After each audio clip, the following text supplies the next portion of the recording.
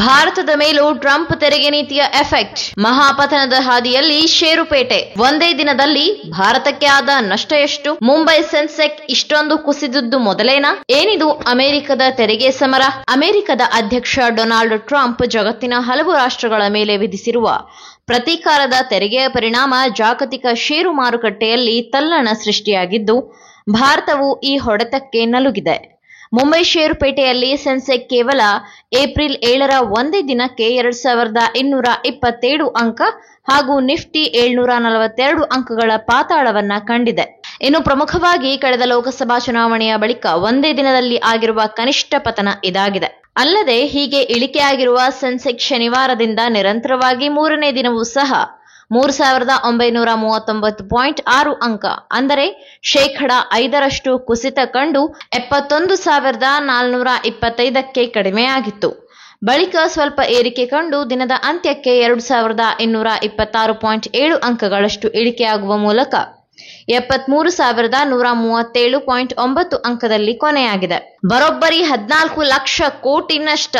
ಇನ್ನು ನಿಫ್ಟಿಯಲ್ಲಿಯೂ ಇಳಿಕೆ ಕಂಡಿದ್ದು 742.8 ಅಂಕ ಕುಸಿತದೊಂದಿಗೆ 22,161ಕ್ಕೆ ಮುಕ್ತಾಯಗೊಂಡಿತ್ತು.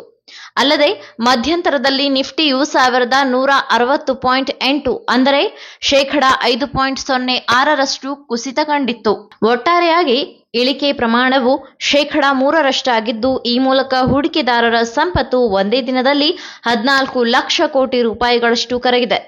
ಪ್ರಮುಖವಾಗಿ ಹಿಂದೂಸ್ತಾನ್ ಯೂನಿಲಿವರ್ ಹೊರತುಪಡಿಸಿ ಉಳಿದ ಕಂಪನಿಗಳ ಷೇರು ಭಾರಿ ಇಳಿಕೆ ಕಂಡಿದೆ. ಅಮೆರಿಕಕ್ಕೆ ಹೆಚ್ಚು ಉಕ್ಕು ರಫ್ತು ಮಾಡುವ ಟಾಟಾ ಸ್ಟೀಲ್ ಷೇರು 7.33% ಕುಸಿದಿದೆ. ಲೋಕಸಭಾ ಫಲಿತಾಂಶದ ಬಳಿಕ ಕುಸಿತ ಕಂಡಿತ್ತು. ಕಳೆದ 2024ರ ಜೂನ್ ತಿಂಗಳ 4ರಂದು ಅಂದರೆ ಲೋಕಸಭಾ ಫಲಿತಾಂಶ ಪ್ರಕಟವಾದ ಬಳಿಕ ಷೇರುಪೇಟೆಯಲ್ಲಿ ಇಷ್ಟೊಂದು ಮಹಾಪತನ ಕಂಡುಬಂದಿತ್ತು. ಬಿಜೆಪಿ ಸ್ವತಂತ್ರ ಸರ್ಕಾರ ಬರುತ್ತದೆ ಎನ್ನಲಾಗುತ್ತಿದ್ದ ವೇಳೆಯಲ್ಲಿ ಎನ್ಡಿಎ ನೇತೃತ್ವದ ಸಮ್ಮಿಶ್ರ ಸರ್ಕಾರ ಅಸ್ತಿತ್ವಕ್ಕೆ ಬಂದ ಕಾರಣ 4,389.73 ಅಂಕ ಕುಸಿತ ಕಂಡು ಷೇರುಪೇಟೆ ನಷ್ಟ ಅನುಭವಿಸಿತ್ತು.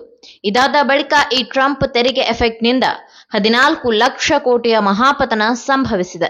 ಏಪ್ರಿಲ್ 2ರಂದು ಘೋಷಿಸಿದ್ದ ಟ್ರಂಪ್ ಆಮದು ಸರಕುಗಳ ಮೇಲೆ ಅಮೆರಿಕವು ಪ್ರತೀಕಾರದ ತೆರಿಗೆಯನ್ನು ಹೇರುವ ನಿರ್ಧಾರ ಮಾಡಿದೆ. ಕಳೆದ ಏಪ್ರಿಲ್ 2ರಂದು ಖುದ್ದು ಅಧ್ಯಕ್ಷ ಡೊನಾಲ್ಡ್ ಟ್ರಂಪ್ ಈ ಕುರಿತು ಘೋಷಣೆಯನ್ನು ಮಾಡಿದ್ದರು.